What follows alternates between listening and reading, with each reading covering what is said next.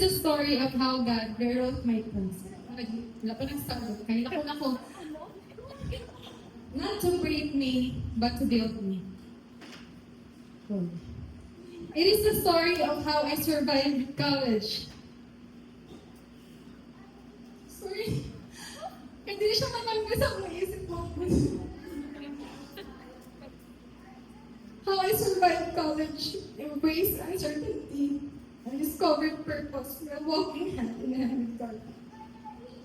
When I first entered college, I believe my future was already decided. I'm enrolled in Bachelor of Science in Pharmacy.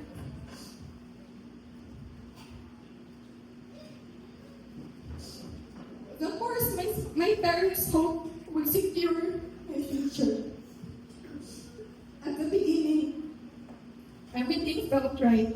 I enjoyed studying, like botany, taxonomy, introduction to pharmacy, related to pharmacy subjects. I was motivated, confident, and certain that I was on the path I was meant to take. I worked hard. When I time na hindi ko mag-study, I studied diligently and waited for the releasing of grades with excitement and assurance. So fast forward, then came the moment that changed everything. When I checked my grades sa faculty office, my heart stopped. I can't even imagine. Among the passing marks was one unexpected failure, which is the introduction to pharmacy. I started at it in disbelief. How could I fail an introductory subject when I passed the hardest ones? Nakapasa ko sa pinakalisod na subject para sa introduction to pharmacy na bagsak ko. The single grade carried heavy consequences. In medical courses, bawal ang tres na grado, so automatic course to shift. Yeah.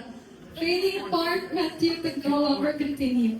I searched for my professor, professor ng sa Introduction to Pharmacy. But she was absent. The time felt cruel and confusing. I asked another professor for advice and she suggested me filing a petition and speaking to the school of president. But before I could act, my strength gave away. I found myself sitting on the stairs, outside the faculty crying, overwhelmed by fear, disappointment, and shattered expectations.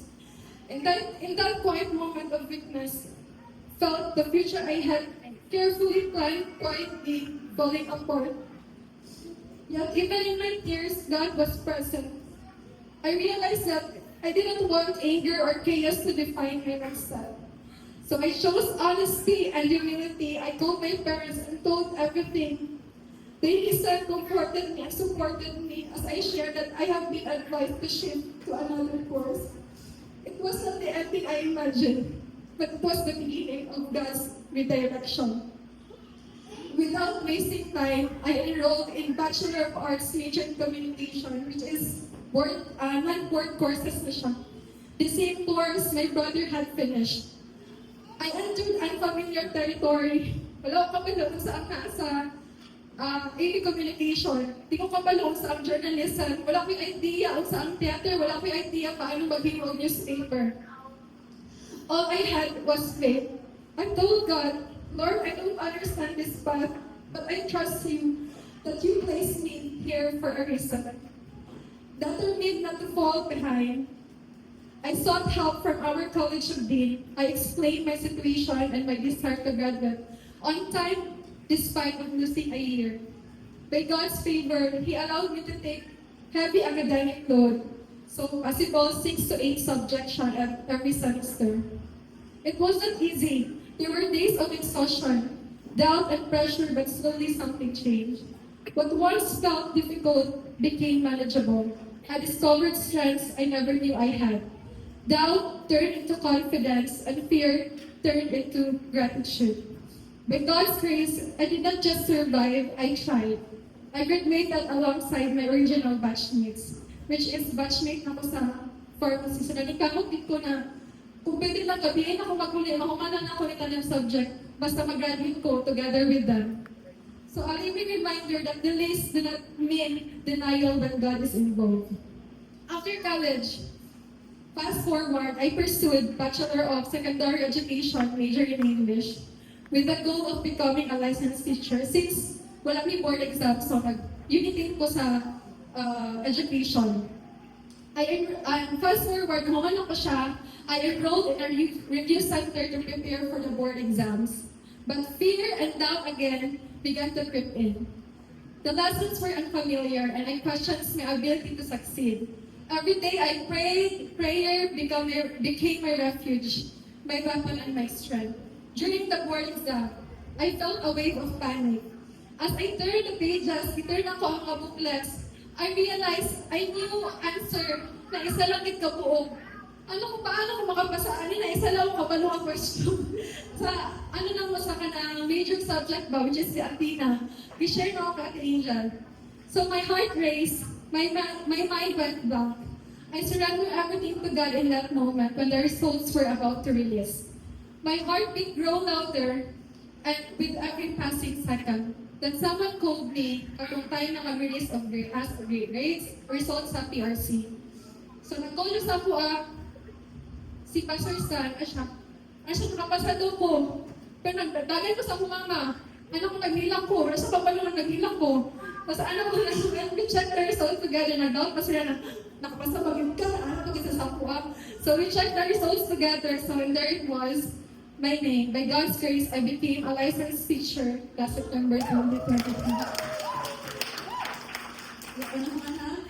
Still, the journey continued.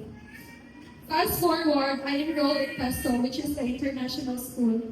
Stepping once again into unfamiliar territory. Wala akong kabalo sa naa dito because influence lang ko ni Kuya Val. The same fears returned, but so did my faith. I learned that courage is not the absence of fear, it is choosing to move forward while trusting God. I finished the program not because I was strong, but because God was faithful. Then came another season sa akong life, which is the rejection.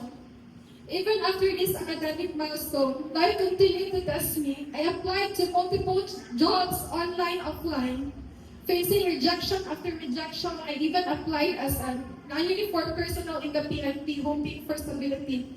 But I was rejected again. I thought, Lord, I already passed the season, but God was teaching me patience. Months later, I received an unexpected email inviting me for an interview. I had forgotten I applied for a part-time teaching position. I accepted it, trusting God's timing. When I started teaching, I realized I was not placed there by accident. I met students who struggled daily, not just academically, but financially and emotionally. Yeah. Some come late because they had to find money just to attend the class. Through these experiences, I realized that God had not only guided me to this place, but had positioned me to make the difference in lives of others. My work became more than teaching, it became my ministry. Service and an expression of God's love. Maragisod kaysa ako ang work, yaan ako sila. Kadili, okay lahang panang system. Grabe nga akong connections with the students since it's my first time teaching ako siya. But kailangan ako maghawa for my growth and development. Eventually, I reapplied again for the non-uniform personal position I had dreamed of. Hindi na ako mag-apply because for some reasons. During the interview, some questioned my qualifications, suggesting I was overqualified. One of the head even told me na dinila ako malo moral, saying I might someday become the head of the DepEd. That I may be the judge of the court. I answered honestly, explaining my desire to serve. After the interview, I felt discouraged, thinking there was no hope anymore. But God had the final word para sa ako. But soon I received the news I had been waiting for. I was accepted to the board. Looking back, I see how every failure sharpened me, every rejection prepared me, and every delay aligned me with God's greater plan. I now understand that God works even in silence. He moves when we cannot see Him.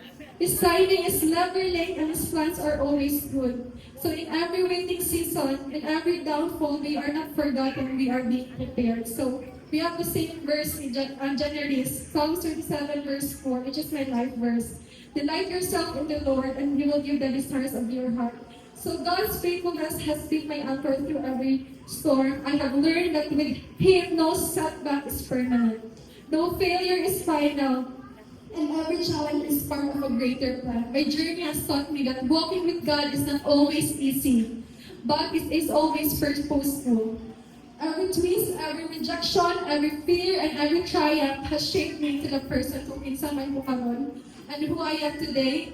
I am living proof that when we surrender our lives to God, we transform challenges into blessings, doubts into faith, and failures into stepping stones toward our destiny to the Lord. Thank you, Lord, for you have never failed me from the beginning until now. All glory and honor belongs to Him.